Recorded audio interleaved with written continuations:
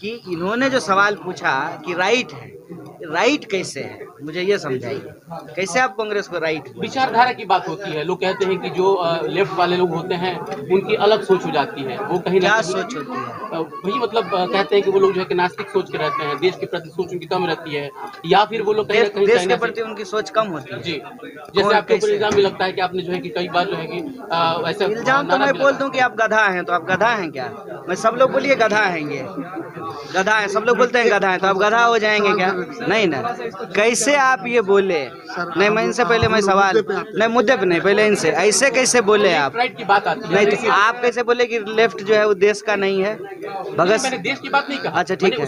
इल्जाम भगत सिंह देश इल्जाम भगत सिंह पे आप इल्जाम लगाए? भगत सिंह की बात नहीं कर, आपके ऊपर सर लगा। नहीं, वही बोलिए, भगत सिंह कौन सा किताब लिखे हैं? भगत सिंह की किताब का क्या नाम है? सर मैं वो जो उस सवाल पे नहीं, मैं भगत सिंह के सवाल नहीं कर रहा हूँ, मैं आपके सवाल कर रहा हूं। अरे क्यों नहीं सवाल? जेएनयू के मामले में जब आपकी बात, अरे आप अभी तक जेएनयू में, जेएनयू 2018 में छोड़ के नहीं, आप मुझे ये पहले बताइए कि आपने कहा कि लेफ्ट के लोग नास्तिक होते हैं, तो भगत सिंह की किताब का क्या नाम? नहीं कहा सर। अच्छा, लोग सोचते हैं, कहते हैं कि हाँ उनकी कौन विचारधारा लोग हैं हमको देश के खिलाफ होती है। कौन है, कौन लोग ऐसे हैं? अब तो सर ये बताया जाता है। आप भाजपा का पैसा लेके आए हैं नहीं, क्या? नहीं ऐसा नहीं है। आप भाजपा के एजेंट हैं क्या? तो आप लोग क्यों बोल रहे हैं? एक बात आपको हम बता देते हैं, हम कुर्ता पैजामा पहन करके नेता नहीं हुए हैं। हम समाज के बहुत साधारण परिवार से साधारण इंसान हैं, और जो आपका जीवन है उसको हम जानते हैं। तो ऐसे ही हवा हवा में उड़ता सवाल मत पूछिए, सवाल पूछिए। कौन लोग कहते हैं बताइए? बीजेपी। पहले इनके सवाल का जवाब देने दीजिए। लोग कहते हैं कौन लोग कहते हैं? विचारधारा की बात, कौन लोग कहते हैं? सर इस मुद्दे को आप नहीं, बर्बाद नहीं कर रहे हैं। देखिए ऐसे मत कीजिए, मैं आपसे बात करने के लिए बैठा हूँ ना, तो मैं आपसे बात नहीं, सवाल को मैं वापस ले, आप माफी मांगिए। नहीं सर, नहीं, आपको माफी मांगना नहीं, आप गलत बात बोलेंगे तो माफी। मैं जब गलत बोलता हूँ मैं माफी मांगता हूँ। आप माफी मांग रहे हैं ना, सब लोग देख लीजिए। अब सवाल सर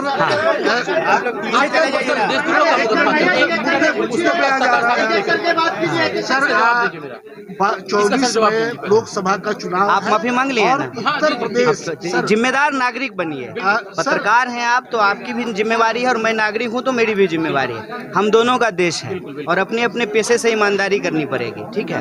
तो जिम्मेदारी से आप सवाल पूछेंगे, मैं जिम्मेदारी से जवाब दूंगा, ठीक है? दूसरा सवाल आपने पूछा, एक मिनट रुकिए, दूसरा सवाल आपने पूछा है कि आपके ऊपर मुकदमा चल रहा है, तो ये सरकार से पूछना चाहिए ना, कि हमसे पूछा जाना चाहिए? नहीं, गृह मंत्री से पूछा जाना चाहिए ना, कि 2016 से बारी बारी से पूछिए। बात कर रहे हैं, हम सब लोगों से बात करेंगे, हम बहुत इत्मीनान वाले आदमी, चिंता मत कीजिए। हम कोई बने प्रधानमंत्री थोड़ी हैं, प्रेस कॉन्फ्रेंस नहीं करेंगे, आपके सवाल का जवाब देंगे। आपने कहा कि आपके ऊपर मुकदमा चल रहा है, कार्रवाई नहीं हो रही है, ये सवाल सरकार से पूछा जाना चाहिए ना, पुलिस से पूछा जाना चाहिए। आपने गृह मंत्री से सवाल पूछा है? आरोप आप भी है ना, इसलिए नहीं, आरोप है, आरोप को कौन हम इनकार कर रहे हैं? आरोप तुम बोले हम आपके ऊपर आरोप लगा दें कि आप गधा हैं, तो आप गधा थोड़ी हो जाइएगा। तो मैं आपको ये कह रहा हूँ कि आप ये बताइए कि ये जो 2016 से कौन सा ईयर में हम लोग रह रहे हैं? कितना साल हुआ? कितना साल हुआ? 5 साल। हम 5 साल उंगली दिखा रहे हैं, बोलिए 5 साल। 5 साल किससे पूछा जाएगा ये सवाल? गृह मंत्री से पूछा जाना चाहिए। तो क्या आपको नहीं लगता है कि किसी भी इंसान का जो सवाल है, जो मुद्दा है, देश की जनता का जो सवाल है, उसको गुमराह करने के लिए फालतू बहस खला के, आपको ये लगता है कि नहीं लगता है? आप जब मेरे पास आए हैं तो इन्होंने, भाई साहब ने एक सवाल पूछा कि एक रेलवे ट्रैक है, वहाँ पे ढाला नहीं है। हमारे मंच से जो है एक साथी ने सवाल उठाया कि पुल टूट गया है नदी का। आप सिवान की जो लोकल इशूज है, आप हमसे पूछ सकते हैं। अगर मेरे जनप्रतिनिधि चुने हुए हैं, हमारी पार्टी से चुने हुए हैं, तो आप उससे सवाल पूछ सकते हैं। कहाँ इधर उधर भटकते हैं टीआरपी के फेरा में? सर सही सवाल एक गंभीर सवाल, आप दूसरे को बात करने दीजिए, आप दूसरे को सवाल, आपके सब सवाल का जवाब आप दूसरे। 24 में लोकसभा का चुनाव होने वाला है, और 22 उसका ये माना जा रहा है, ट्रेलर माना जा रहा है। लेकिन एक बार बीजेपी ने फिर मथुरा की आज़ादी को लेकर के, मथुरा मंदिर के निर्माण को लेकर के एक गेम खेल दिया। क्या बीजेपी फिर देश को जलाना चाहती है, या इसके सहारे सत्ता हासिल करना चाहती है? एक तो ये है कि लोकतंत्र तमाशा नहीं है, न सिनेमा है। हम अपने शब्दावलियों को लेकर के थोड़े जो है संजीदा रहें, 2022 में उत्तर प्रदेश के अलावे और भी राज्यों के चुनाव हो रहे हैं। देश के लिए जैसे हर नागरिक इम्पोर्टेंट है, उसी तरह से राज्य बड़ा हो या छोटा, जमहूरियत के लिए वो सब इम्पोर्टेंट है। जमहूरियत और लोकतंत्र क्या कहता है? जमहूरियत और लोकतंत्र जो है, जो सहमति और असहमति दोनों का सम्मान करता है। सिर्फ जो है वो संख्या बल नहीं है। जमहूरियत, डेमोक्रेसी, लोकतंत्र बहुसंख्यकवाद नहीं होता है।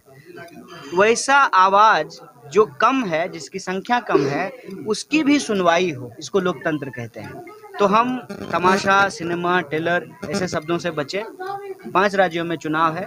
बीजेपी हमेशा से ये करती है, कोई नई बात नहीं है। बीजेपी हमेशा लोगों के जो रोजी रोटी, कपड़ा, मकान, शिक्षा, स्वास्थ्य, सड़क, बिजली, पानी का सवाल है, उसको किसी ऐसे इशू में उलझाती है जिससे समाज का ध्रुवीकरण हो और वोट का आधार जो है वो सरकार का काम न हो, बल्कि लोगों की भावनाएं हो। लेकिन लोगों को ये तय करना पड़ेगा कि उनका मुद्दा क्या है। क्या वो महंगाई से परेशान हो रहे हैं? 100 रुपये लीटर जो है पेट्रोल और डीजल खरीद करके वो परेशान हो रहे हैं कि नहीं हो रहे हैं? बेकारी से उनकी क्या हालत हो रही है? शिक्षण संस्थान लगातार बंद पड़े हुए हैं, स्कूल बंद हैं लेकिन फीस वसूला जा रहा है, एक एक करके सरकारी संस्थान बेचे जा रहे हैं। ये जो सवाल हैं, ये जो मुद्दे हैं, ये हमारे लिए इम्पोर्टेंट है। और हम हमेशा चाहेंगे कि देश के अंदर जो राजनीतिक बहस हो, जो राजनीतिक गोलबंदी हो, वो लोगों के मुद्दों पर हो। और बीजेपी ऐसा करती है, करती आई है और इसका उसको लाभ भी मिलेगा, तो ये उसकी फितरत है, उसकी आदत है। हम जो है तीसरी बार आए हैं और सिवान से कई तरह का संबंध है। सिर्फ राजनीतिक संबंध नहीं है, सामाजिक संबंध भी है, रिश्तेदारी भी है। और मुझे नहीं लगता है कि कोई भी व्यक्ति जो सिवान के नहीं है, उनको सिवान को कुछ कहने की ज़रूरत है। उल्टे उनको सिवान से सीखने की ज़रूरत है। सर, अभी आपने मंच पे साझा किया कि वो आप 3 बार यहाँ पे आ चुके हैं। पहली बार राजेंद्र स्टेडियम में और फिर उसके बाद गांधी मैदान में और आज मौलाना मखदूम की जो उनके नाम पे ये बस स्टैंड है। कैसा लगा सिवान? कुछ और बात करने के पहले कैसा लगा सिवान आपको? देखिए, अब स्वाभाविक रूप से जब हम बार-बार सिवान आते हैं तो बार-बार जो है आप लोगों से बातचीत भी होती है। बार-बार आप सवाल यही पूछते हैं कि कैसा लगा सिवान। सिवान बिल्कुल वैसा ही लगा जैसा जो है बिहार का दूसरा हिस्सा लगता है। और मुझे बिल्कुल ऐसा नहीं लगता है कि मैं इस ज़िले का नहीं हूँ। ऐसा लगता है कि जिस तरह से मैं यहाँ के लोगों से जुड़ा हुआ हूँ, यहाँ के जो परिचित हैं, मित्र हैं, साथी हैं, राजनीतिक सामाजिक दोस्त हैं, तो हमेशा यहाँ आकर के एक परिवार सा महसूस होता है। आप लेफ्ट को छोड़ करके सर राइट में आए, यानी कांग्रेस में आए। लोग ये जानना चाहते हैं कि क्या मतलब वजह है? कांग्रेस है जी, ऐसा तो मतलब कहा जाता है। तो अपने लेफ्ट को छोड़कर राइट ज्वाइन किया है, तो क्या लग रहा है? कैसे कांग्रेस राइट है? पहले ये चूंकि एक मानसिकता बनी है पहले से। कैसे? चूंकि इस देश में 3 तरह की मीडिया मतलब कहा जाता था कि राजनीतिक पार्टियां हैं, जिसमें कांग्रेस है और बीजेपी है, लेफ्ट विचारधारा है। तो उस विचारधारा कांग्रेस को तो कभी कोई राइट नहीं बोला है। कांग्रेस आप किसे क्या बोलते हैं? कांग्रेस को तो कभी कोई राइट नहीं बोला क्या है। बोल रहे हैं? नहीं, आप क्या बोलते हैं? पहले आप पत्रकार हैं ना। जी जी जी। आप तो 4th पिलर हैं। समाज के ऊपर आपकी बहुत बड़ी जिम्मेवारी है। जी जी। क्योंकि आप जो लेते हैं, आप लोगों को दिखाते हैं, उससे लोगों का ओपिनियन बनता है। तो आपको क्या लगता है, कैसे आप इस शब्द का इस्तेमाल किए कि कांग्रेस राइट है? लेफ्ट राइट की बात होती है, विचारधारा की बात होती है। नहीं, लेफ्ट राइट ही सिर्फ विचारधारा नहीं होती। ऐसे लोग जानना चाहते हैं कब तक कांग्रेस में सर, जहाँ पे आपका सेमिनार हुआ बगल में 100 मीटर की दूरी पे यहाँ पे रेलवे ट्रैक क्रॉस करता है। वहाँ पे एक ढाला नहीं है, जिसको सिसवन ढाला बोला जाता है। तो वो ढाला जो इसके पूर्व में भी सांसद रह चुके हैं, अभी भी है, तो उस ढाला का निर्माण। मैं अभी आपके सवाल का बात करूं कि पहले इनके सवाल का बात करूं? सर, सवाल ये जहाँ पे आप पहले आप तय कर लीजिए ना किनका सवाल पहले, इनके सवाल का पहले जवाब दूंगा आपके। लेफ्ट राइट की बात। कांग्रेस ज्वाइन करने अब तीसरा सवाल है। अब ये तीसरा सवाल है, कांग्रेस में आने का मेन उद्देश्य क्या है? सुनिए ना भाई साहब, आप लोग जो है, आप लोग जो है बहुत गंभीर पेशे से जुड़े हुए लोग हैं और बहुत मेहनत करते हैं, क्योंकि ग्राउंड पे रिपोर्टिंग होनी बंद हो गई है। तो आप लोगों से मेरी भी ये उम्मीद है और आपके जो दर्शक हैं उनकी भी उम्मीद होगी कि आप सब सवाल जो है थोड़ी गंभीरता से और ऐसी बात जिससे लोगों का सरोकार हो ये पूछें।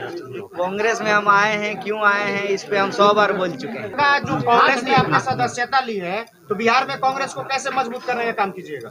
अच्छा, वो तो स्ट्रेटजी की बात है ना, वो हम नहीं आपको सर, कैसे बता आप दें? आए हैं तो कहीं ना कहीं लोगों को आशा लगी है। आजादी पे इतना बड़ा उंगली उठाई कि जो 14 में मिला, कांग्रेस से कितना सेमिनार हो रहा है। नहीं, कांग्रेस एक राजनीतिक दल है और राजनीतिक व्यक्ति के द्वारा जब कोई बात की जाती है उसको गंभीरता से लेते हैं। बाकी सब लोगों को अपना बोलने का हक है, सब बात लोग बोलते हैं, लेकिन देश की जनता समझती है कि आज़ादी क्या है, उसका क्या महत्व है। मन से इस बात को बोला, उनको फेमस स्टेज से मैंने बहुत कुछ बोला। चलिए आपके साथी रहे जेएनयू में, और ठीक है, ये इम्पोर्टेंट नहीं है। इम्पोर्टेंट ये है